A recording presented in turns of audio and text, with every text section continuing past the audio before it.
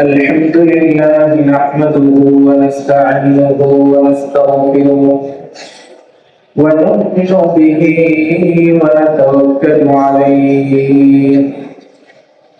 ونعوذ بالله من شرور أنفسنا ومن سيئات أعمالنا من يهده الله فلا مضل له ومن يضلله فلا هادي له ونشهد أن لا إله إلا الله ونشهد أن محمدا عبده ورسوله أرسله بالحق بشيرا ونذيرا وداعيا إلى الله بإذنه وسراجا وقمرا منيرا صلى الله تعالى عليه وعلى آله وأصحابه وبارك وسلم تسليما كثيرا أما بعد فأعوذ بالله من الشيطان الرجيم بسم الله الرحمن الرحيم لتجدن أشد الناس عداوة للذين آمنوا اليهود والذين أشركوا ولتجدن أقربهم مودة للذين آمنوا الذين قالوا إنا نصارى ذلك بأن منهم قسيسين ورهبانا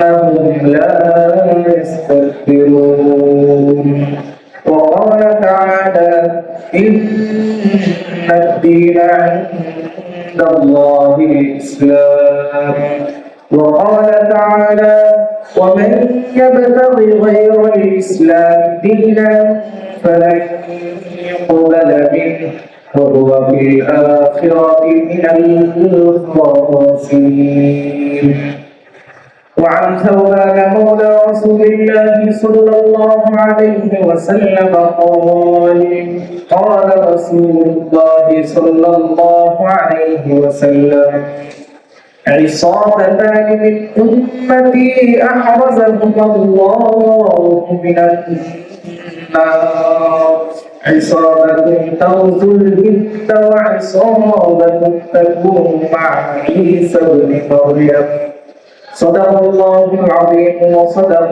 رسوله النبي الكريم ونحن على ذلك من الشاهدين والشاكرين সবাই মহব্বতের সাথে দুরূদ শরীফ পড়ি اللهم صل على محمد وعلى آل محمد كما صليت على إبراهيم وعلى آل إبراهيم إنك حميد مجيد اللهم بارك على محمد وعلى آل محمد كما باركت على إبراهيم وعلى آل إبراهيم إنك حميد مجيد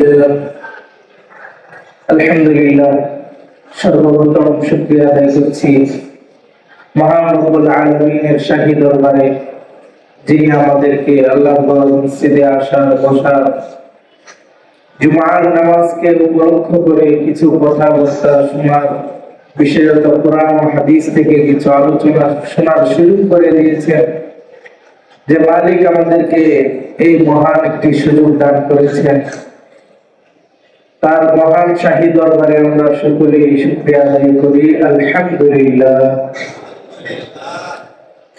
সম্মানিত হাজির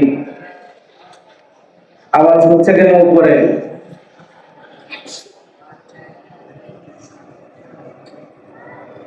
আমি আপনাদের সম্মুখে সূরা আলে ইমরানের 19 নং আয়াত এবং সূরাতুল মাইদার 82 নং আয়াত তিলাওয়াত করেছি। পাশাপাশি রাসূলুল্লাহ সাল্লাল্লাহু আলাইহি ওয়াসাল্লাম থেকে বর্ণিত অসংখ্য অগণিত হাদিস থেকে মুসনাদে আহমদ হাদিসের সবচেয়ে বড় কিতাব, বিশাল ভান্ডার মুসনাদে আহমদের একটি হাদিস আপনাদের সামনে পাঠ করেছি। এই আয়াত এবং হাদিসকে সামনে রেখে আজকের জুমার আলোচনা হবে ইনশাআল্লাহ। মুহতারাম মুসল্লিয়ান, গত সপ্তাহে আমরা বলেছিলাম যে আজকে আমরা শীতকালের ফজিলত নিয়ে, শীতকালের ইবাদত বন্দেগী নিয়ে আলোচনা করব। কিন্তু এর আগেই বর্তমানে আমাদের দেশের মধ্যে একটি বিশাল অরাজকতা এবং হিন্দু মুসলিমদের মাঝে একটি দাঙ্গা তৈরির জন্য, বিশৃঙ্খলা সৃষ্টি করার জন্য একটি মহল উঠে পড়ে লেগেছে। এই জন্য তাদের ব্যাপারে সতর্ক করার লক্ষ্যে কুরআন ও হাদিস থেকে আপনাদের সামনে আজকের জুমায় কিছু আলোচনা হবে। আমাদের বর্তমান সমাজের মসজিদগুলো যারা পরিচালনা করেন তাদেরকে বলা হয় ইমাম ও খতিব। ইমাম শব্দের অর্থ হচ্ছে নেতা। তো বর্তমান সময়ে সারা পৃথিবীতে মুসলমানরা তাদের যে ইমাম নিযুক্ত করে, মসজিদের মধ্যে যে ইমাম, সেই ইমাম এবং খতিবকে বলা হয় তাদের ধর্মীয় আধ্যাত্মিক নেতা। কিন্তু এই ইমাম শব্দটি ইতিপূর্বে খলিফাতুল মুসলিমিনদের জামানায় মুসলমানদের রাজত্বকালে এই ইমাম শব্দ শুধুমাত্র মুসলমানদের আধ্যাত্মিক নেতা হিসাবে নয়, বরং রাষ্ট্রীয় নেতা হিসাবেও এই শব্দের ব্যবহার ছিল। কিন্তু বর্তমানে এই ইমাম শব্দটি শুধুমাত্র সামাজিক নেতা, সামাজিক ভাবে ধর্মীয় নেতা হিসাবে ব্যবহৃত হয়। তো যেহেতু বর্তমানে ইমামরা সমাজের ধর্মীয় নেতৃত্ব দেয়, এই জন্য ইমামদের করণীয় হচ্ছে সমাজকে, নিজের আয়ত্তে থাকা যে সমস্ত মুসল্লিয়ান মানুষ আছে তাদেরকে ধর্মীয় ভাবে কোনো ফিতনা, ফাসাদ, বিশৃঙ্খলা এবং সমাজের জন্য ক্ষতি হবে বা সমাজের জন্য লাভ হবে এই সকল বিষয়ে মুসল্লিদেরকে অবগত করা, খারাপ জিনিস থেকে মুসল্লিদেরকে সতর্ক করা, এটাই হলো ইমাম খতিবদের দায়িত্ব এবং কর্তব্য। তো এই লক্ষ্যে আমাদের পূর্ব নির্ধারিত বিষয় থাকলেও বিষয়টিকে পরিবর্তন করতে আমরা বাধ্য হয়েছি। আজকে আমরা যে আলোচ্য বিষয় বললাম যে বর্তমানে ফিতনা ফাসাদ চলতেছে, দেশকে একটি অরাজক পরিস্থিতির দিকে ঠেলে দেওয়ার জন্য একটি মহল উঠে পড়ে লেগেছে, তাদের ব্যাপারে সতর্ক করার জন্যই আজকের আমাদের এই আলোচনা ইনশাআল্লাহ। মুহতারাম হাজিরিন, আল্লাহ পাক রব্বুল আলামিন এই পৃথিবীর শুরুলগ্ন থেকে, যখন থেকে মানুষের সৃষ্টি শুরু করেছেন, হযরতে বাবা আদম আলাইহিস সালাতু ওয়াস সালাম, হযরতে আদম আলাইহিস সালাম থেকে নিয়ে আমাদের নবী হযরতে মুহাম্মদুর রাসূলুল্লাহ সাল্লাল্লাহু আলাইহি ওয়াসাল্লাম পর্যন্ত এই পৃথিবীর স্থিতিশীলতা, এই পৃথিবীতে শান্তি বিরাজ করার জন্য, এই পৃথিবীর নিয়ম শৃঙ্খলা বজায় রাখার জন্য যুগে যুগে বাবা আদম থেকে নিয়ে আমাদের নবী পর্যন্ত নেতা পাঠিয়েছেন, নবী পাঠিয়েছেন, রাসূল পাঠিয়েছেন, যারা তার সমাজের সকল মানুষকে আল্লাহর পথ, আল্লাহর দ্বীনের উপর অটল অবিচল রেখে সুশান্তি এবং শৃঙ্খলা দুনিয়ার বুকে প্রতিষ্ঠা করবে। এর লক্ষ্যে আল্লাহ তাআলা যুগে যুগে নবী রাসূল পাঠিয়েছেন। তো এই সকল নবী রাসূলদেরকে পরিপূর্ণতায় পৌঁছানোর জন্য এবং এই পৃথিবীর সুশৃঙ্খল পরিবেশকে স্থায়ীভাবে কিয়ামত পর্যন্ত রাখার জন্য আল্লাহ পাক অবশেষে আমাদের নবী হযরতে মুহাম্মদুর রাসূলুল্লাহ সাল্লাল্লাহু আলাইহি ওয়াসাল্লামকে এই দুনিয়ায় পাঠিয়েছেন। এবং তিনি যে ধর্ম নিয়ে এসেছেন, এই ধর্ম সম্পর্কে আল্লাহ পাক রব্বুল আলামিন বলেন, ইন্নাদ দীনা ইনদাল্লাহিল ইসলাম। এই ইসলাম ধর্ম এত সুসংগঠিত একটি ধর্ম, এই ইসলাম ধর্ম এত ইনসাফ এবং ন্যায় ভিত্তিক একটি ধর্ম, এই ধর্মের প্রতিটা কাজ কর্ম দুনিয়ায় মানুষের জীবন ব্যবস্থার এমন কোন অংশ নেই যে অংশ এই ধর্মের মাঝে নেই। প্রতিটি জীবন ব্যবস্থা মানুষের কোথায়, কোন তবকায়, কোন অবস্থায় কি করতে হবে, কি আদেশ, কি নিষেধ, এর পরিপূর্ণ বিস্তারিত আলোচনা এই ইসলাম ধর্মের মধ্যে এর সমাধান দেওয়া আছে। এই জন্যই আল্লাহ পাক রব্বুল আলামিন সূরাতুল মায়েদার 4 নং আয়াতের মধ্যে বলেন, আল-ইয়াওমা আকমালতু লাকুম দীনাকুম ওয়া আতমামতু আলাইকুম নি'মাতি ওয়া রাদিতু লাকুমুল ইসলাম দীনান।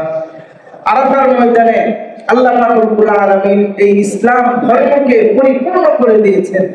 যত মানুষের জীবন ব্যবস্থার জন্য যা যা প্রয়োজন আল্লাহ এই 30 পারা কোরআনের ভিতরে ঢুকিয়ে দিয়েছেন, এবং তার নবী অসংখ্য অগণিত হাদিসে মানব জীবনের সমস্ত সমস্যার সমাধান দিয়ে গেছেন। বলেন সুবহানাল্লাহ। আল্লাহ পাক বলেন, ওয়া আতমামতু আলাইকুম নি'মাতি, আমার সকল নিয়ামতকে তোমাদের জন্য পরিপূর্ণ করে দিলাম। ওয়া রাদিতু লাকুমুল ইসলাম দীনা, এবং এই পৃথিবীর একমাত্র ইনসাফ এবং ন্যায় ভিত্তিক সত্য ধর্ম হিসাবে ইসলামের উপরেই আমি সন্তুষ্ট হয়ে গেলাম। ইসলামই একমাত্র ধর্ম। অপর আয়াতে আল্লাহ পাক রব্বুল আলামিন সূরা আলে ইমরানের 19 নং আয়াতে বলেন, ইন্নাদ দীনা ইনদাল্লাহিল ইসলাম, নিশ্চয়ই আল্লাহর কাছে গ্রহণযোগ্য এবং মনোনীত একমাত্র ধর্মের নাম হলো ইসলাম। অপর আয়াতে, এই সূরার অপর আয়াতে বলেন, 3 নং পারার 20 নং পৃষ্ঠার শুরুতে আছে, ومن يبتغي غير الإسلام دينا فلن يقبل منه وهو في الآخرة من الخاسرين। ومن يبتغي غير الإسلام دينا, কোন ব্যক্তি যদি তার জীবন ব্যবস্থা, তার আদর্শ হিসাবে ইসলাম ছাড়া ভিন্ন কোন ধর্ম গ্রহণ করে এবং ভিন্ন ধর্ম গ্রহণ করে যত কল্যাণকর কাজ করুক, যত ভালো কাজ করুক, যত সেবামূলক কাজ করুক, যতই উত্তম চরিত্রের অধিকারী হোক না কেন, আল্লাহ পাক বলেন এইগুলো তার দুনিয়াবী হিসাব নিকাশের সাথে যাবে, কিন্তু ফালাই ইউকবালা মিনহু, সে অন্য ধর্ম গ্রহণ করে যত ভালো কাজ করুক আর যাই করুক বা না করুক, আখিরাতের মধ্যে লাই ইউকবালা মিনহু, তার থেকে এর বিন্দু পরিমাণও গ্রহণ করা হবে না, বরং আখিরাতের মধ্যে সে হবে ক্ষতিগ্রস্তদের অন্তর্ভুক্ত। তার সামনে ক্ষতি আর ক্ষতি, আখিরাতের চিরস্থায়ী জাহান্নাম তার ভোগ করতেই হবে। সে তার দুনিয়াতে ভিন্ন ধর্ম গ্রহণ করে বিভিন্ন ন্যায় ইনসাফ ভালো কাজ করার ফলে পরেই সে কখনো জাহান্নামের আযাব থেকে মুক্ত থাকতে পারবে না। আপনারা জানেন, সিরাত আলোচনার মধ্যে আমি বলেছিলাম যে ইসলাম ধর্মের আল্লাহর নবীর মক্কি জীবনে সবচাইতে বেশি সহযোগী কে ছিলেন বলেন? সবচাইতে বেশি আল্লাহ রাসূল মক্কায় 13 বছর ছিলেন, সেই 13 বছরের মধ্যে সবচাইতে বেশি সহযোগিতা করেছেন আবু তালেব, আবু বকর। আবু তালেব যে সামাজিকভাবে প্রতিটা মুহূর্তে আল্লাহ রাসূলের সাহায্য সহযোগিতা করেছে। আবু বকর থেকেও বড় নেতা ছিলেন আবু তালেব, আল্লাহ রাসূলের চাচা। কিন্তু এত সাহায্য, এত সহযোগিতা, মুহাম্মদের এত ক্লোজ হওয়ার পরেও তার শেষ ঠিকানা কি বলেন? জাহান্নাম। কেন? সে এত সামাজিক কাজ করার পরেও, স্বয়ং আল্লাহর নবীকে সাহায্য সহযোগিতা করার পরেও সে ইসলামকে গ্রহণ করে নাই। এই জন্য আল্লাহ পাক তার নবীকে সাহায্য করার পরেও বলেন, নবীকে সাহায্য করার চাইতে বড় ভালো কাজ দুনিয়াতে আরো আছে? আর কোন কাজ হতে পারে? হতে পারে না। তো তার আল্লাহর নবীকে সাহায্য করেছে বিভিন্ন ভাবে, সামাজিক ভাবে, রাষ্ট্রীয় ভাবে, অর্থনৈতিক ভাবে, কিন্তু তারপরেও আল্লাহ তাআলা আবু তালেবের এই সমস্ত নেক আমল থেকে বিন্দু পরিমাণ গ্রহণ করে নাই। আবু তালেব সম্পর্কে সহিহ বুখারীর মধ্যে আছে যে আবু তালেবের পায়ের মাঝে কিয়ামতের ময়দানে জাহান্নামের মধ্যে কবরের মধ্যে শুরু হয়ে গেছে আবু তালেবের শাস্তি। আবু তালেব সম্পর্কে আল্লাহ রাসূল বলেন, এই আবু তালেবকে কিয়ামতের দিন তার পায়ে এমন দুইটা জুতা পরিধান করে দেওয়া হবে, এই জুতার তাপে আবু তালেবের মাথার মগজ টকবক করতে থাকবে। তাহলে দেখেন আবু তালেব এত সাহায্য করলো, এত সহযোগিতা করলো, এত নেক আমল করলো, কিন্তু পরিণাম কি? জাহান্নাম। কেন? ইসলাম ধর্মাবলম্বী না হওয়ার কারণে। তো এখন বলবেন, তাহলে অন্যান্য ধর্মের মানুষ যারা আছে তাদেরকে তাহলে আমরা কি মেরে ফেলবো দুনিয়া থেকে? তাদের সাথে কেমন আচরণ করতে হবে এই সম্পর্কে আল্লাহ তাআলা পবিত্র কোরআনের মধ্যে বলে দিয়েছেন এবং আল্লাহ রাসূলও ঠিক নির্দেশনা দিয়ে গেছেন। আমরা একমাত্র সঠিক ধর্ম হিসাবে ইসলামকেই মনে করি এবং প্রতিটা মুসলমান তার অন্তরে এই লালন করতে হবে যে এই আসমানের নিচে, এই জমিনের উপরে যদি কোন সত্য ধর্ম থেকে থাকে সেটাই হইল ইসলাম, এর বাহিরে আর কোনো কিছু হইতে পারে না, হতে পারে না। এই বিশ্বাস আমাদেরকে অবশ্যই লালন করতে হবে। পাশাপাশি অন্যান্য ধর্মশীল যারা আছে, ধর্মাবলম্বী যারা আছে, তাদের প্রতিও আমাদের সহনশীল হতে হবে। এই শিক্ষাই ইসলাম ধর্ম দিয়েছে। আল্লাহ পাক রব্বুল আলামিন সূরা মাইদার মধ্যে বলেন, সূরা আল-আনআমের মধ্যে বলেন, ওয়ালা তাসুবুল্লাযীনা ইয়াদউনা মিন দুনিল্লাহ ফায়াসুবুল্লাহা আদওয়ান বিগাইরি ইলম। হে ইমানদারগণ, তোমরা সত্য ধর্মের অনুসারী, তোমরা হকের উপর আছো, সঠিক ধর্মের উপর আছো, তাই বলে ভিন্ন ধর্মাবলম্বী যারা আছে তাদেরকে গালিগালাজ করবা না। তো তাদেরকে গালিগালাজ, যদি গালিগালাজ করতে আল্লাহ নিষেধ করেন তাহলে তাদেরকে পিটাইতে আদেশ করছেন? তাদেরকে পিটানো যাবে? তাদেরকে গালিগালাজ করতে, কঠোর কথা বলতে আল্লাহ তাআলা নিষেধ করছেন, লা তাসুবুল্লাযীনা ইয়াদউনা মিন দুনিল্লাহ। আল্লাহর ছাড়া যারা ভিন্ন কোন কিছুর পূজা অর্চনা করে তাদেরকে তোমরা গালি দিবা। কেন গালি দিলে কি হবে? ফায়াসুবুল্লাহা আদওয়ান বিগাইরি ইলম। তুমি তাদেরকে নাহক হওয়ার কারণে যদি গালি দাও, তাদেরকে যদি কটু কথা বলো, তাহলে তারাও অজ্ঞতা বশত তোমার আল্লাহকে নিয়ে গালি দিবে, তারাও তোমার নবীকে নিয়ে গালি দিবে। এই জন্য তাদের ধর্মের প্রতি আমরা সহনশীল, তাদের প্রতি আমরা সহনশীল। কোন এলাকার মধ্যে কোন হিন্দু বা কোন সংখ্যালঘু যদি নির্যাতিত হয়, তাহলে তার উপর ইহসান করা, তার পাশে দাঁড়ানো প্রতিটা মুসলমানের কর্তব্য এবং দায়িত্ব। অনুরূপভাবে কোন সামাজিক ভাবে যদি কোন হিন্দু কষ্টের মধ্যে থাকে, খাবার নেই, পোশাক নেই, বস্ত্র নেই, অন্ন নেই, বাসস্থান নেই, এবং যদি কোন এলাকায় কোন হিন্দু থাকে, তাহলে ওই এলাকার মুসলমানদের উপর দায়িত্ব এবং কর্তব্য হলো ওই হিন্দুর সাহায্য এবং সহযোগিতা করা। যদি ওই হিন্দু না খেয়ে না করে যদি মারা যায়, তাহলে সমস্ত মুসলমানদের এর জবাব আল্লাহর কাছে দিতে হবে। কারণ সে হিন্দু, হিন্দু হলেও দেশের মানুষ। আল্লাহ রাসূল সাল্লাল্লাহু আলাইহি ওয়াসাল্লাম একদিন সাহাবায়ে কেরামদেরকে নিয়ে বসে আছেন। তো সামনে দিয়ে একটা ইহুদির জানাজা যাইতেছে। আল্লাহ রাসূল বলেন, কুমু ইলা হাদিহিল জানাজা। বুখারী শরীফের হাদিস। এই তোমরা দাঁড়ায় যাও। তো সাহাবায়ে কেরাম বলতেছেন, আলাইসাত হাদিহি জানাজাতু ইহুদিয়্যিন ইয়া রাসূলুল্লাহ। ইয়া রাসূলুল্লাহ, এটা তো একটা ইহুদির জানাজা, এটা তো একটা বিধর্মীর জানাজা, আমরা এই লাশের সম্মানে কেন দাঁড়াবো? তখন আল্লাহ রাসূল বলেন, আলাইসাত হাদিহি নাফসান।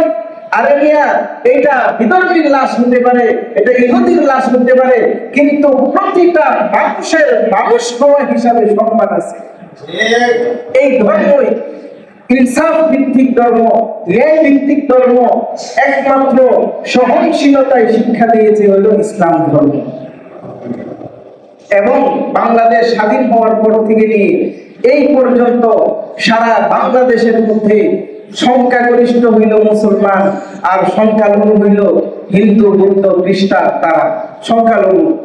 তো সেই সংখ্যালঘু হওয়া সত্ত্বেও তারা বাংলাদেশের মাঝে নিরাপদ ভাবে বাসস্থান এবং তারা আবাসস্থল, তাদের কর্মকাণ্ড সবকিছু চালিয়ে যাচ্ছে। আপনাদের এই এলাকায় তো অনেক হিন্দু আছে, সাতিয়াটি হিন্দু আছে, আশপাশের এলাকা আছে। এই এলাকার মানুষ যারা আছেন, এই পর্যন্ত কোনোদিন শুনেছেন কোন মুসলমানরা হিন্দুদের বাড়ি ফুটাইয়া দিছে? হিন্দুদের ধর্মীয় পূজা কিছুদিন আগে গিয়ে পূজা গেছে না, হিন্দুদের সবচেয়ে বড় পূজা দুর্গা পূজা, সেই দুর্গা পূজার বাধা দেওয়া হয়েছে এমন কোন ঘটনা টাঙ্গাইল হয়েছে? এমন কোন ঘটনা হয় নাই।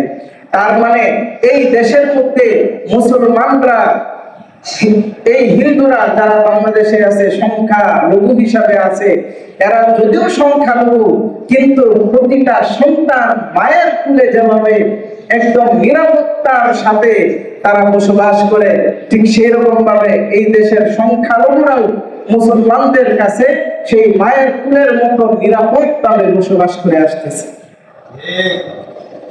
মোহতারাম হাজিরিন, কিন্তু আমাদের দুর্ভাগ্য হলো আমরা যত এই সংখ্যালঘু যারা আছে ভিন্ন ধর্মাবলম্বী, তাদের প্রতি যত সহনশীলতা হচ্ছি, তারা দিনাদিন তাদের উগ্রতা, তাদের হিন্দুত্ববাদ, তাদের এই মতবাদকে আমাদের উপর চাপিয়ে দেওয়ার জন্য নানান ভাবে বিশৃঙ্খলা করার একটি মহল, সবাই না, একটি মহল নানান ভাবে পায়তারা করে যাচ্ছে। তাদের ব্যাপারে আমাদের সতর্ক হতে হবে। এর মধ্যে বর্তমান বাংলাদেশে তুলপাড় চলতেছে যে ইস্যু নিয়ে, সেটা হলো ইসকন, হিন্দুত্ববাদীদের কট্টরপন্থী একটা সংগঠন, সন্ত্রাসী সংগঠন, সেটার নাম হলো ইসকন। যে ইসকন মূলত ভারতের মধ্যে মুসলমান নিধনকারী, যারা মুসলমানদেরকে প্রকাশ্য কুপিয়ে কলা গাছ এবং কচু কাটা করে কলা গাছ যেভাবে কুপাইয়া শেষ করে দেয়, ঠিক সেই রকম ভাবে মুসলমানদের উপর নানান ভাবে নিপীড়ন নির্যাতন চালায় যে সন্ত্রাসী সংগঠন, বর্তমান ভারত সরকারের, বিজেপি সরকারের মদতপুষ্ট সংগঠন আরএসএস, সেই আরএসএস এর আদলে বর্তমান বাংলাদেশের মধ্যে একটা মুসলমান এবং হিন্দুদের মাঝে একটা মারমুখী অবস্থান করার জন্য তারা চায় না বর্তমানে মুসলমানরা যেভাবে হিন্দুদের উপর সহনশীল, হিন্দুরা যেভাবে বাংলাদেশে নিরাপদভাবে অবস্থান করতেছে, তারা এই নিরাপত্তা, এই সুশৃঙ্খলতা, এই শান্তি বজায় থাকুক, এইটাই বিশৃঙ্খলা সৃষ্টিকারীরা চায় না। এই জন্য তারা ভারতে যেরকম হিন্দু মুসলমান দাঙ্গা বাজাইতে চায়, বিভিন্ন সময় বাজারেও থাকে, তারা কাশ্মীরের মাঝে, গুজরাটের মাঝে, আসামের মাঝে, ত্রিপুরা রাজ্যে, বিভিন্ন রাজ্যের মধ্যে মুসলমানদেরকে কুচকাটা করে তারা ইসলাম এবং হিন্দুদের মাঝে পরস্পরকে মারমুখী অবস্থানে দাঁড় করিয়ে দিয়েছে, দাঙ্গা সৃষ্টি করেছে, মুসলমানদেরকে অন্যায়ভাবে হত্যা করে। যেরকম ভাবে ভারতে বিশৃঙ্খলা পরিবেশ একটা বিরাজ করছে হিন্দু মুসলিমদের মাঝে, ঠিক এই পরিবেশটাই যেন বাংলাদেশে হয়, এর জন্য নানান ভাবে তারা পায়তারা এবং ষড়যন্ত্র করে আসছে। আর সেই সংগঠনটি হলো হিন্দুত্ববাদীদের কট্টরপন্থী সন্ত্রাসী সংগঠন ইসকন। এই ইসকন সম্পর্কে আমাদেরকে সতর্ক হতে হবে। এই ইসকনের কৃতকর্ম, তাদের কাজকর্ম, তাদের অন্যায়ের অবিচারের ফিহরিস্ত সূচিপত্র অনেক দীর্ঘ। এই সংগঠনটি 1967 সালে প্রতিষ্ঠিত হয় আমেরিকার নিউ ইয়র্কে। ইসকনের ফুল মিনিং হচ্ছে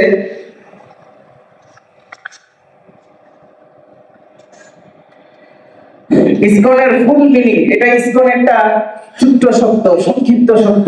এর ফুল মিনিং হলো ইন্টারন্যাশনাল সোসাইটি ফর কৃষ্ণ কনসানসেশন, অর্থাৎ আন্তর্জাতিক কৃষ্ণ ভাবনামৃত সংঘ। এর মানে হচ্ছে তাদের কিছু এর মধ্যে নিয়ম নীতি আছে, মূলনীতি আছে। এই মূলনীতির আলোকে সারা বিশ্বের মাঝে তাদের এই সংগঠনকে পরিচালিত করে। সেই সংগঠনের মূলনীতিগুলোর মাঝে সম্পূর্ণ বিস্তারিত বলা সম্ভব নয়। একটি মূলনীতি হলো সারা বিশ্বের অনাহারে যারা থাকে, বস্ত্রহীনভাবে যারা পরিচালিত হয়, তাদেরকে অন্ন দেওয়া, বস্ত্র দেওয়া। এবং ইসকন এই কাজটা তারা সামাজিকভাবে করে, এটা করে এবং ভিডিও সামাজিক যোগাযোগ মাধ্যমে করে ছেড়ে দেয় যে আমরা সামাজিকভাবে কাজ করতেছি। কিন্তু এই সামাজিকভাবে কাজের আড়ালে তারা যা কিছু করে এইগুলো প্রকাশ করে না। তারা বিভিন্ন সারা পৃথিবীর মধ্যে বর্তমানে ইসকনের 800 অধিক মন্দির আছে, ইসকন মন্দির। সেই ইসকন মন্দিরের মাঝে তারা বিভিন্ন খাবারের আয়োজন করে, অন্ন বস্ত্রের আয়োজন করে। এই আয়োজন করতে গিয়ে তারা বিভিন্ন সময় মুসলমানদের বাচ্চা, মুসলমানদের সন্তান এবং মুসলমান লোকদেরকে সমবেত করে, একত্রিত করে, জমায়েত করে তাদেরকে খাবার দেয়। কিন্তু খাবার দেওয়ার আগ মুহূর্তে তারা তাদেরকে হরে কৃষ্ণ হরে রাম এরকম হিন্দুদের বিভিন্ন ধরনের শিরোপ, বিভিন্ন তাদের ধর্মীয় রীতিনীতি অনুযায়ী তাদেরকে বিভিন্ন মন্ত্র পাঠ করতে বাধ্য করে। ছোট ছোট বাচ্চা, তারা তো জানে না মন্ত্র পাঠ কি, তারা তো বুঝে না এই মন্ত্র পাঠ করলে আমার ইমানের কি অবস্থা হবে। এরকম ভাবে তারা অল্প খাবারের জন্য, এরপরে সামান্য বস্ত্রের জন্য, কাপড়ের জন্য তারা তাদের সাথে বিভিন্ন হিন্দু ধর্মাবলম্বী যারা আছে তাদের বিভিন্ন মন্ত্র পাঠ করতে বাধ্য হয়। ছোট ছোট বাচ্চাদেরকে, অবুঝ বাচ্চাদেরকে পাঠ করানো হয়।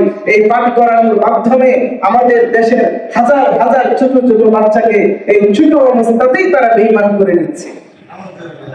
বিভিন্ন পত্রিকার মাঝে ইতিমধ্যে ভাইরাল হয়েছে, বিভিন্ন পত্রিকার মধ্যে ভিডিও সহকারে আছে, ইউটিউবে আছে, অনলাইনে আছে, গুগলে আছে, পেপার পত্রিকার মধ্যে এখন আসতেছে যে তারা নানান সময় তারা কি কি কাজকর্ম করেছে। এই ইসকন প্রতিষ্ঠা হওয়ার পর থেকে নিয়ে 1965 কিংবা 67 সাল, 1966 সাল 13ই জুলাই 1966 সালে এদের প্রতিষ্ঠা লাভ করে। এই প্রতিষ্ঠা হওয়ার পর থেকেই তারা এমন ভাবে বিভিন্ন ধর্মের বিরুদ্ধে চক্রান্ত করে আসতেছে, মুসলমানদের বিরুদ্ধে বিশেষভাবে। কিন্তু এই উপমহাদেশের মধ্যে মুসলমানরা হইল সংখ্যাগরিষ্ঠ বা মুসলমানদের ক্ষমতা বেশি, এই জন্য তারা মুসলমানদের বিরুদ্ধে ষড়যন্ত্রে লিপ্ত হয়ে তারা এই সমস্ত কর্মকাণ্ড পরিচালিত করে আসছে। নানান ভাবে তারা ধর্মের বিরুদ্ধে কাজ করতেছে। এই ধর্মের বিরুদ্ধে কাজ করার কারণে ইসকন তাদের নানান বিতর্কিত কাজের কারণে তখন থেকেই বিভিন্ন রাষ্ট্রের মধ্যে আন্তর্জাতিকভাবে নিষিদ্ধ হয়ে আছে। বর্তমান সিঙ্গাপুর, এরপরে মালয়েশিয়া, সৌদি আরব সহ আরব আমিরাতের দেশগুলোতে, এরপরে চীন, রাশিয়া, এই সমস্ত দেশের মধ্যে আন্তর্জাতিকভাবে ইসকন নিষিদ্ধ। তাদের এই সমস্ত অপকর্ম, নানান কুকর্মের কারণে। প্রিয় হাজিরিন, এই সমস্ত ইসকন এদের মূল উদ্দেশ্য, মাকসাদ হইল বর্তমান বাংলাদেশের মাঝে আমরা যেভাবে হিন্দু মুসলিম ভাই ভাই হাতে হাত রেখে যেভাবে সামাজিক ভাবে সুন্দরভাবে চলাচল করতেছি, যেভাবে আমরা পরিচালিত হচ্ছি, এর মাঝে যেন এই শান্তি সুশৃঙ্খল পরিবেশ ঠিক না থাকে, বরং দেশের মধ্যে একটি অরাজকতা তৈরি হয় এবং অস্থিতিশীল পরিবেশ তৈরি হয়। এই জন্যই তারা তাদের কর্মতৎপরতা এবং অপতৎপরতা ষড়যন্ত্র চালিয়ে যাচ্ছে দিনের পর দিন, দিনের পরে দিন। আপনারা জানেন দেশের মধ্যে বর্তমানে একটি স্থিতিশীল পরিবেশ চলতেছিল, ভালোভাবেই চলতেছিল। এরা প্রতিটা মুহূর্তে দেশ এবং জাতির বিরুদ্ধে এমন ভাবে কাজ করে যাচ্ছে যে এখন এই পরিবেশটা যেন আরো নষ্ট হয়। বিভিন্ন দাবি দেওয়ার মাধ্যমে তারা 8টি দাবি পেশ করেছে। এই 8টি দাবি মূলত ওরা দাবিগুলো সৃষ্টি করে সংখ্যালঘু নির্যাতনের সাইনবোর্ড ধারণ করে। সংখ্যালঘু নির্যাতন বলেন, গত 16 বছর যে স্বৈর শাসক দেশকে শাসন করেছে, এই শাসন প্রতিটা সরকারে আমরা ছোটবেলা থেকে দেখে আসতেছি। এটা হলো আমাদের দুর্ভাগ্য, আমাদের কপাল পোড়া যে প্রতিটা সরকারে যখন চেঞ্জ হয়, পরিবর্তন হয়, তখন যে দল 5 বছর কিংবা 10 বছর ক্ষমতায় থাকতে পারে নাই, এরা যে দল ক্ষমতায় ছিল এই সমস্ত দলের উপর আক্রমণ করে, এদের বিভিন্ন অফিস, এদের বিভিন্ন অফিসের উপর আক্রমণ করে তাদের ঘরবাড়ি চালিয়ে পুড়িয়ে দেয়। এরকম আমরা ছোটবেলা থেকে দেখে আসতেছি। মুরব্বীরা যারা আছেন দেশ স্বাধীন হওয়ার পরের থেকে এরকম চলতেছে। এটা আমাদের বড় দুর্ভাগ্য। কারণ যারা 5 বছর কিংবা 10 বছর সময় পায়, এরা দেশকে এমন ভাবে লুটে ফুটে খায়, পাশাপাশি যারা তাদের বিরোধী দল আছে এই বিরোধী দলের উপর এমন ভাবে নির্যাতন চালায় যে নির্যাতনের প্রভাব তারা ক্ষমতা ছাড়ার সাথে সাথেই প্রকাশ পায়। 5 বছর কিংবা 10 বছর তারা যে অন্যায় জুলুম করেছে, ঠিক সেই পরিমাণ বা এর চাইতেও আরো বেশি অন্যায় জুলুম বিরোধী দল তাদের উপরে করে ওরা ক্ষমতায় গেলে। এটা হলো বাংলাদেশের প্রতিহিংসার রাজনীতি। কি আওয়ামী লীগ বলেন, কি বিএনপি বলেন, প্রতিটা দলেই এরকম করতেছে। এরকম ভাবে চলে আসতেছে। আওয়ামী লীগ ক্ষমতা থেকে হটলে বিএনপি পন্থী যারা আছে তারা তাদের উপর আক্রমণ করে। আবার বিএনপি 2006 সালে ক্ষমতা থেকে গেছে, আপনারা সারা পৃথিবীতে সব যেখানেই ছিলেন দেখতে পেয়েছিলেন 28শে অক্টোবর কি তাণ্ডব এবং নৈরাজ্য আওয়ামী লীগ চালাইছিল। এরপরে এখন আওয়ামী লীগ আবার ক্ষমতা থেকে যে কোনোভাবে ছাড়ছে বা তাদেরকে হটানো হয়েছে, আবার একটা নৈরাজ্য সৃষ্টি হয়েছিল। ইসলাম কোনোভাবেই জানমালের ক্ষতি হোক, কোনো মানুষের ক্ষতি হোক, কারো মাল সম্পদের ক্ষতি হোক, এটা কখনো চাই না। তো প্রিয় হাজির, এরকম একটা পরিবেশ তৈরি হয়ে গেছে। তো বিগত সরকার যিনি ছিলেন তাদের সবচাইতে বড় সহযোগী, কিংবা হিন্দুরা তাদেরকেই মনে করতো যে এরা হইল আমাদের সবচাইতে বড় সহযোগী। হিন্দু মানে এই সরকারই একমাত্র হিন্দুদের জন্য নিরাপদ, তারা এরকম ভাবত। আর সরকারও মুসলমানদের এই দেশ সংখ্যাগরিষ্ঠ হওয়ার পরেও মুসলমানদেরকে যে সমস্ত সুযোগ সুবিধা দেয় নাই, হিন্দুদেরকে এর থেকে ডাবল সুযোগ সুবিধা দিয়েছে। বলেন এই মসজিদ হওয়ার পর থেকে এই পর্যন্ত সরকারি কোন সহযোগিতা দায়িত্বশীলরা বলতে পারবে পাইছে কিনা? আমার মনে হয় না যে 5টা টাকা সরকারের পক্ষ থেকে দেওয়া হয়েছে।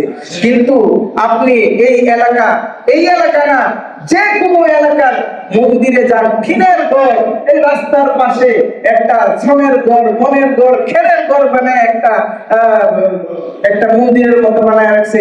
এরাও লক্ষ লক্ষ টাকা সহযোগিতা পায় সরকারের থেকে। এরকম ভাবে এরা সহযোগিতা পেয়ে আসছে যাচ্ছে। এরকম ভাবে চাকরির ক্ষেত্রে বাংলাদেশে 90%-এরও বেশি হইল মুসলমান, আর হিন্দুরা হইল সংখ্যালঘুর মধ্যে হিন্দুরা হইল 7.91% হইল হিন্দু। 7.91% এই দেশে হিন্দু, অর্থাৎ 8% ওটা। কিন্তু সরকারি চাকরির ক্ষেত্রে আপনি বুঝলেন 2019 সালের পরিসংখ্যান অনুযায়ী 100%-এর সরকারি চাকরিজীবীর যে শতাংশ, সেই 100 ভাগের মধ্যে 25 ভাগ 2019 সালে শুধুমাত্র হিন্দুরাই দখল করে রেখেছিল সরকারি চাকরিজীবীর মধ্যে হইল 25%। এরপর 2022 সালে ছিল 35%, আর 2023 সালে এসে হিন্দুদের সংখ্যা চাকরিজীবীর মধ্যে হয়েছে 40%। অর্থাৎ 100 জন সরকারি কর্মচারীর মাঝে 40 জন হইল হিন্দু। এরকম ভাবে যদি আপনার যদি 1000 যদি আপনি ধরেন যে এই দেশের মাঝে চাকরিজীবী আছে, 1000-এর মধ্যে 600 হইল মুসলমান, আর বাকি 400 হইল আপনার এই হিন্দুরা চাকরিজীবী। এরকম ভাবে সরকারি চাকরির মধ্যে যদি 4 লক্ষের মধ্যে দেখা যাবে 1 লক্ষই হইল মুসলমান, হিন্দু বা ভিন্ন ধর্মাবলম্বী। অথচ যদি তাদের পার্সেন্ট হিসাবে আপনি হিসাব করেন, তাহলে এই দেশে চাকরির সংখ্যা অনুযায়ী 100-এর মধ্যে কত পার্সেন্ট হিন্দুরা চাকরিজীবী হইলে ইনসাফ হয় বলেন? 7.91% হবে। কিন্তু 7.91% না হয়ে 40%-এই হইল হিন্দু চাকরিজীবী। আপনি যে কোনো অফিস আদালত বলেন, এমনকি আমাদের জন্য আরো দুর্ভাগ্য যে বিভিন্ন অঞ্চলের স্কুলের মধ্যে ধর্মীয় শিক্ষার জন্য আলাদা টিচার রাখা হয়, ইসলাম ধর্মের বইগুলো পড়ানোর জন্য মৌলবী হুজুর রাখা হয়। স্কুলের যারা আছে তারা বলতে পারবেন যে একজন মৌলবী রাখা হইতো যে ইসলাম ধর্মের বইগুলো পড়াবে, তাকে বলা হইতো মৌলবী সাহেব বা মৌলবী স্যার বলা হইতো। এই মৌলবী স্যার বিভিন্ন প্রতিষ্ঠানে এমন ভাবে হিন্দুদেরকে ঢুকানো হয়েছে বা বিগত দিনগুলোতে ঢুকিয়েছিল যে হিন্দু স্যাররা মুসলমানদের ইসলাম ধর্মের বই পড়াইতে হয়েছে। মুসলমান কোন শিক্ষক খুঁজে পাওয়া যায় নাই। এটা হলো মানে একটা পরিসংখ্যান জরিপ অনুযায়ী জরিপ দেওয়া হয়েছে। এই জরিপের বাহিরে আরো কত পার্সেন্ট আছে বাকিটা আল্লাহ তাআলাই ভালো জানেন। ঠিক এরকম ভাবে তাদেরকে স্বাবলম্বী করা হয়েছে, তাদেরকে এরকম ভাবে উপরে উঠানো হয়েছে।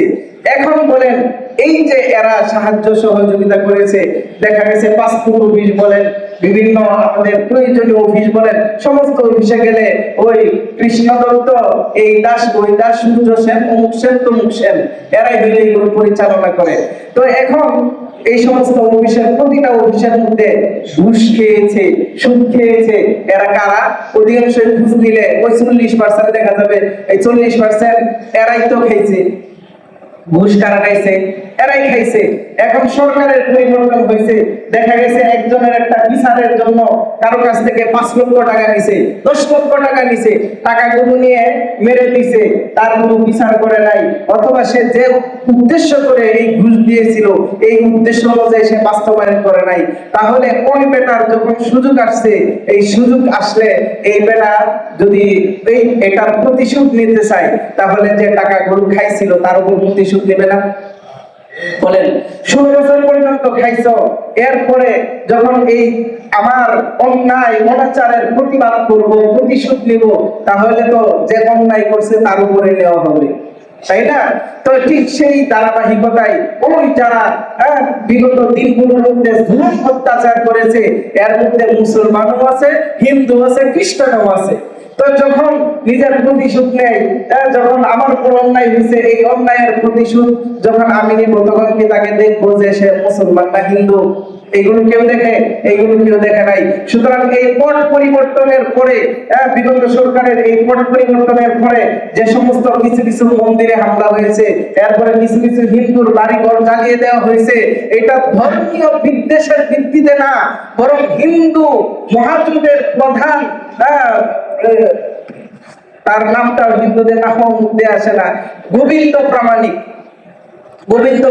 হিন্দু মহাজোটের প্রধান, সে বলতেছে যে এই দেশের মধ্যে, সে ভারতীয় এক চ্যানেল রিপাবলিক টেলিভিশন, সেই চ্যানেলের মধ্যে সাক্ষাৎকার দিয়েছে যে এই দেশের মধ্যে যতটুকু সংখ্যালঘু নির্যাতনের চিত্র আপনারা নানান ভাবে ষড়যন্ত্র করে অপপ্রচার চালাচ্ছেন টিভি চ্যানেলের মাধ্যমে, এই সমস্ত, আমি একজন হিন্দু মহাজোটের প্রধান হয়ে বলতেছি, এই সবগুলোর আমরা ইনভেস্টিগেশন করেছি, আমরা যাচাই বাছাই করে দেখেছি যে প্রতিটা হলো রাজনৈতিক প্রতিহিংসার কারণে জানানো হয়েছে।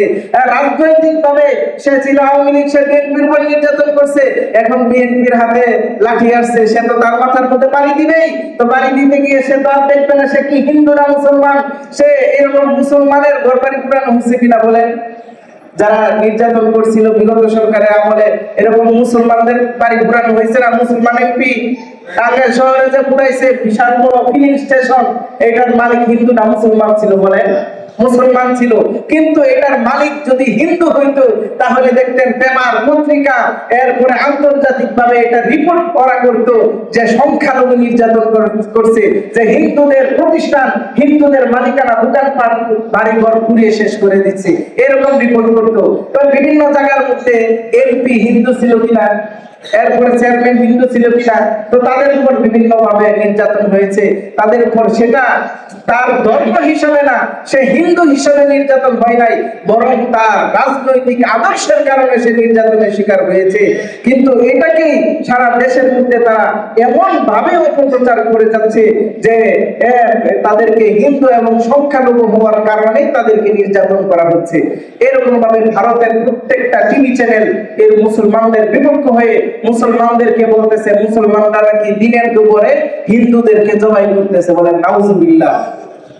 অথচ সারা বাংলাদেশে এমন কোন তুচ্ছ ঘটনাও ঘটেনি, বরং হিন্দুরা গত কয়েকদিন আগে আদালত চত্বরে সাইফুল ইসলাম আলিফ নামের একজন আইনজীবীকে কুপিয়ে হত্যা করেছে। সারা বাংলাদেশের প্রিন্ট মিডিয়া, ইলেকট্রনিক মিডিয়া প্রত্যেকটার মধ্যে ভিডিও সহকারে আসছে। হিন্দুরা করেছে, এই ইসকনের সন্ত্রাসী, উগ্রবাদী, হিন্দুত্ববাদী এই সংগঠনের লোকেরা করেছে। এদেরকে প্রত্যেককে গ্রেফতার করা হয়েছে, প্রত্যেকটাই হইল হিন্দু। কিন্তু এটাকেও তারা নানান ভাবে ষড়যন্ত্র করে বলতেছে যে মুসলমানরা নাকি ওই হিন্দুরা মারছে, যে একদম সিসিটিভি ক্যামেরার মধ্যে দেখা যাচ্ছে যে সমস্ত হিন্দুরা মারছে এবং দেখে দেখে এদেরকে গ্রেফতার করা হয়েছে। তারপরেও তারা ভারতীয় টিভি চ্যানেল সহ বিভিন্ন টিভি চ্যানেলের মধ্যে এই ষড়যন্ত্রমূলক সংবাদ প্রচার করতেছে যে মুসলমানরা নাকি সাইফুল ইসলামকে হিন্দু মনে করে মারছে। বলেন নাউজুবিল্লাহ। এইরকম ভাবে তারা নানান ভাবে অপপ্রচার করে দেশের মধ্যে একটা অস্থিতিশীল পরিবেশ প্রতিষ্ঠা করতেছে। এই জন্য মুহতারাম হাজিরিন, আমাদের প্রত্যেককে সামাজিকভাবে সতর্ক হতে হবে। এদের বিরুদ্ধে যারা আস্ফালন করতেছে, ষড়যন্ত্র করতেছে, এই ষড়যন্ত্রের মাধ্যমে এদেরকে এদের জবাব দিতে হবে, যে এদের ষড়যন্ত্রের বিরুদ্ধে রুখে দাঁড়াতে হবে। তাহলে এই দেশের মধ্যে শান্তি সুশৃঙ্খলা ফিরে আসবে ইনশাআল্লাহ। প্রিয় হাজিরিন, এই জন্য মুসলমানদের কিছু করণীয় আছে, কিছু বর্জনীয় আছে। এই সমস্ত বিষয় আমাদেরকে গভীরভাবে লক্ষ্য রাখতে হবে। এক নাম্বার করণীয় হলো, মুসলমানরা আজকে নিজেদের মুসলমানিত্বকে ভুলে গেছে। মুসলমান কেমন থাকতে হবে, মুসলমানের পোশাক কেমন থাকতে হবে, আজকে মুসলমানদের ছেলেরা মাথায় টুপি দিতে, মুখে দাড়ি রাখতে তারা লজ্জা বোধ করে। বলেন ঠিক না ঠিক? নিজের গায়ের মধ্যে এমন জামা পরিধান করে, বিভিন্ন ধরনের ফটোওয়ালা, বিভিন্ন ধরনের লেখাওয়ালা পোশাক পরিধান করতেছে। অথচ কোন হিন্দুকে কখনো কোনদিন দেখেছেন আরবি অক্ষর লেখাওয়ালা গেঞ্জি পরিধান করতে, টি শার্ট পরতে দেখেছেন? মুসলমানদের কোন পণ্য কখনো ক্রয় করতে দেখেছেন? একজন হিন্দুকে দেখবেন, সে যদি চা খাইতে চায় পুরা বাজার খুঁজে, সে যদি থাকে কলেজ গেটে, আর পাশানি বাজারে একটা হিন্দুর চার দোকান আছে, সে কলেজ গেট থেকে সে একটা চা খাওয়ার জন্য পাশানি বাজার যাবে, কিন্তু কলেজ গেটের কলেজের সামনে যে মুসলমানের চায়ের দোকান আছে সেখান থেকে কখনো চা খাবে না। এটা হলো হিন্দুদের চরিত্র। এইরকম ভাবে তারা একটা কাপড় কেনার জন্য 5 মাইল 10 কিলোমিটার যদি নিজের থানার মধ্যে না থাকে পাশের থানায় যাবে। প্রয়োজনে ঈদের সময়, তাদের পূজার সময় তারা কলকাতা গিয়ে বাজার করে, কিন্তু বাংলাদেশে কোনো ভালো মুসলমানের দোকান থেকে কোনো কিছু কখনো কিনবে না। কিন্তু মুসলমানদের জন্য লজ্জা, মুসলমানদের দুর্ভাগা, হতভাগা মুসলমান আমরা, যে আজকে ওবাদে বিভিন্ন হিন্দুদের সাথে এমন ভাবে মিলামেশা করতে করতে মুসলমানদের মেয়েদেরকে নিয়ে হিন্দুরা ধর্ষণ করে, মুসলমানদের মেয়েদেরকে নিয়ে হিন্দুরা ভালোবাসা এবং প্রেমের নামে তারা বিবাহ করতেছে, এবং মুসলমানদের মেয়েরাও বিবাহ বসতেছে। এবং কিছুদিন পরে তারা এইরকম ভাবে তাদেরকে ভোট করে তাদেরকে ছেড়ে দিচ্ছে, লাপাত্তা হয়ে যাচ্ছে, আর ফেসবুকের মধ্যে স্ট্যাটাস দিতেছে, একজন মুল্লির জীবন খতম করে দিলাম, একজন মুল্লিকে হেজাবি মুসলমান মেয়েকে নষ্ট করে দিলাম। এইভাবে তারা প্রকাশ্যে ফেসবুকের মধ্যে ভোট দিতেছে। এটা হলো বেগাইরত, নির্লজ্জতা আমাদের জন্য। এই জন্য আমাদেরকে সামাজিকভাবে সতর্ক থাকতে হবে। মুসলমানদের মুসলমানীয় পোশাককে আমাদেরকে গ্রহণ করতে হবে। মুসলমানদের দায়িত্ব কি, মুসলমানদের পোশাক কি, এই সমস্ত জিনিস জেনে বুঝে এগুলো আমাদের ঠিক করতে হবে। আমাদের নিজের চরিত্র আগে সংশোধন করতে হবে। ইসলামকে আমাদের এই 3.5 হাত বডির মধ্যে আগে শুরু করতে হবে। এরপরে মুসলমানদের বিরুদ্ধে বিভিন্ন দেশের মধ্যে যে মুসলমানদের বিরুদ্ধে বিভিন্ন ধরনের ষড়যন্ত্র চলতেছে, মুসলমানদের বিরুদ্ধে অস্ত্র ধারণ করতেছে, এইগুলোর জন্য প্রয়োজনে যখনই যে কোনো মিছিল আসবে, ডাক আসবে, সেই মিছিলের মধ্যে, ডাকের মধ্যে শরীক হতে হবে। এইগুলোর মাধ্যমেও যারা সারা বিশ্বের মরল আছে, যারা সারা বিশ্বের মধ্যে নেতৃত্ব দেয়, তাদের কাছে একটা বার্তা যায়। এই বার্তার মধ্যে প্রতিটা ক্ষেত্রে আমাদেরকে অংশগ্রহণ করতে হবে, যেন কোনোভাবে কোথাও কোনো মুসলমান বিপরীত না হয়। যখনই কোনো ডাক আসবে, সেই ডাকের মধ্যে আমাদেরকে অংশগ্রহণ করতে হবে।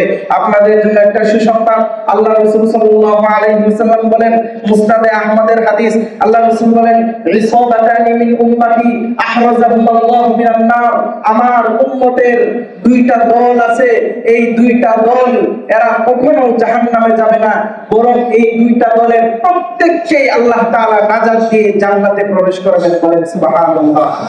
এই 2টা দল কারা কারা জানতে চান? এক নাম্বার আল্লাহ রাসূল বলেন ইসাবাতুন তাগজুল হিন্দা, এই সমস্ত হিন্দু যারা উগ্রপন্থা অবলম্বন করে মুসলমানদেরকে নানানভাবে নির্যাতন করছে, কচুকাটা করতেছে, ভারতের মধ্যে সহ নেপাল, শ্রীলঙ্কা, বিভিন্ন দেশের মধ্যে, চায়নার মধ্যে, বার্মার মধ্যে মুসলমানদের বিরুদ্ধে তারা আক্রমণ করছে, এই সমস্ত হিন্দুদের বিরুদ্ধে আল্লাহ রাসূল ভবিষ্যৎবাণী করেছেন গজওয়াতুল হিন্দ নামে একটা যুদ্ধ হবে। সেই যুদ্ধের মধ্যে যারা অংশগ্রহণ করবে, আল্লাহ রাসূল বলেন ইসাবাতুন তাগজুল হিন্দা, এই সমস্ত হিন্দু, এই সমস্ত দুষ্কৃতিকারী, এই সমস্ত হত্যাকারীদের বিরুদ্ধে যারা রুখে দাঁড়াবে, এদেরকে আল্লাহ পাক রব্বুল আলামিন জাহান্নাম থেকে মুক্তি দান করবে। মুহতারাম হাজিরিন, আরেকটা দল হলো ইসাবাতুন তাকুমু মা ঈসা ইবনে মারইয়াম। হযরত ঈসা আলাইহিস সালাম কিয়ামতের পূর্বে এই পৃথিবীতে আসবেন। তিনি বর্তমানে চতুর্থ আসমানে আছেন। এই চতুর্থ আসমান থেকে যখন তিনি দুনিয়াতে আসবেন, ইনসাফ, আদল, ন্যায় ভিত্তিক রাষ্ট্র প্রতিষ্ঠা করবেন। সেই ঈসা আলাইহিস সালামের সাথে সঙ্গ দিয়ে যারা যুদ্ধের ময়দানে অবতীর্ণ হবে, আল্লাহর রাসূল বলেন এরা চাই জীবিত থাকুক অথবা শাহাদাত বরণ করুক, মরতে দেরি অথবা যুদ্ধের ময়দান থেকে ফিরে আসতে দেরি, আল্লাহ পাক রব্বুল আলামিন এদের জন্য জান্নাতকে ওয়াজিব করে দিবেন। তাই হাজিরিন, আমাদের হাতে অস্ত্র নেই, আমাদের হাতে সেই রকম সামর্থ্য নেই, কিন্তু আমাদের অন্তরের সেই ইচ্ছা থাকতে হবে। প্রতিটা মুসলমানের অন্তরে এই আশা জাগ্রত করে রাখতে হবে। ওয়াআইদু লাহুম মাসতাতাতুম মিন কুওয়াতিন ওয়া মিন রিবাতিল খাইল তুরহিবুনা বিহি আদুওয়াল্লাহি ওয়া আদুওয়াকুম ওয়া আখারিনা মিন দুনিহিম। আমাদের প্রত্যেককেই জান মাল দিয়ে যার যেভাবে সামর্থ্য হয় এরকম ভাবে মানসিকভাবে প্রস্তুত থাকতে হবে। আপনি বলবেন আমি 80 বছরের বৃদ্ধ, 60 বছরের মাজুর মানুষ, জুড়ে দৌড় দিতে পারি না, কিভাবে যুদ্ধ করব? মুহতারাম হাজিরিন, যুদ্ধে অংশগ্রহণ করলে যুদ্ধকারী হয় না, বরং অন্তরের মধ্যে আপনার আশা, এই প্রেরণা জাগ্রত রাখতে হবে। যখনই এটা হবে, আমি জান দিয়ে না পারলে আমি মাল দিয়ে সাহায্য করব। এই পৃথিবীতে ইসলামকে ইনশাআল্লাহ প্রতিষ্ঠিত করবই। এইরকম আশা যদি আপনার মধ্যে, আপনার অন্তরে যদি জাগিয়ে না তোলেন, আল্লাহর রাসূল বলেন সেই ব্যক্তি মুনাফিক হয়ে মৃত্যুবরণ করবে। আর মুনাফিকদের ঠিকানা হলো ইন্নাল মুনাফিকিনা ফি দারকিল আসফালি মিনান নার, জাহান্নামের সর্বনিম্ন ঠিকানা হলো মুসলমানদের মুনাফিকদের ঠিকানা। এইজন্য আল্লাহ পাক রব্বুল আলামিন আমাদেরকে এই নেফাকি জীবন থেকে হেফাজত করুন, মুনাফিকদের কাতারে যেন আমাদের দাঁড়াতে না হয়, এবং আমরা সামাজিকভাবে শান্তি, সুশৃঙ্খলা যেভাবে বজায় থাকে ঠিক সেইভাবে আমরা পরিচালিত হব। শান্তির পথে যাব, বিশৃঙ্খলার পথে কেউ যাব না। সামাজিকভাবে কেউ বিশৃঙ্খলা সৃষ্টি করতে চাইলে আইন শৃঙ্খলা বাহিনীর হাতে তাকে তুলে দিব, কেউ আইনকে নিজের হাতে তুলে নিব না। যেখানেই বিশৃঙ্খলা হবে সেখানে এটার সমাধান রাষ্ট্র, সরকার এবং আইন শৃঙ্খলা বাহিনী করবে ইনশাআল্লাহ। আমরা প্রত্যেকেই নিজেদের অন্তরে আমরা যদি জাগ্রত না হই, আমরা যদি সামাজিকভাবে নিজেদেরকে সুশৃঙ্খলতার মধ্যে নিয়ে না আসি, তাহলে কোন সরকার বা রাষ্ট্র প্রধান দেশকে সঠিক পথে পরিচালিত করতে পারবে না। এই জন্য আল্লাহ বলেন ইন্নাল্লাহা লা ইউগাইয়িরু মা বিকাওমিন হাত্তা ইউগাইয়িরু মা বিআনফুসিহিম। তোমরা নিজেরা পরিবর্তন হও, নিজেরা ভালো মানুষ হও, তাহলেই তোমাদের মাথার উপর ভালো মানুষ বসবে। বলেন এই জনগণ যদি ভালো হয়, তাহলে তার উপর কোন চুর বাটপার নেতৃত্ব দিতে পারবে? কখনো সম্ভব নয়। কারণ সেই ভালো মানুষ থেকেই তো নেতৃত্ব দিবে। ভালো মানুষ যারা, তারাই নেতা হবে। যে জনগণ খারাপ হবে, তাদের মধ্যে থেকেই নেতা নির্বাচিত হবে, অর্থাৎ নেতাও তখন খারাপই হবে। এই জন্য আমাদের প্রত্যেককেই ইসলামকে নিজের বুকে লালন করে, ধারণ করে, খাঁটি মুসলমান হয়ে সামাজিকভাবে প্রতিটা ক্ষেত্রে সুশৃঙ্খলা এবং শান্তির পরিবেশ কায়েম করতে হবে। তাহলে এই দেশে একমাত্র সুখ, শান্তি, শৃঙ্খলা ফিরে আসবে। অন্যথায় যত আইন করা হোক, যাই করা হোক, সরকার পরিবর্তন হোক, রাষ্ট্র পরিবর্তন হোক, কোনো কাজ হবে না। কখনো আমরা শান্তির তালব্য আমরা দেখতে পারবো না।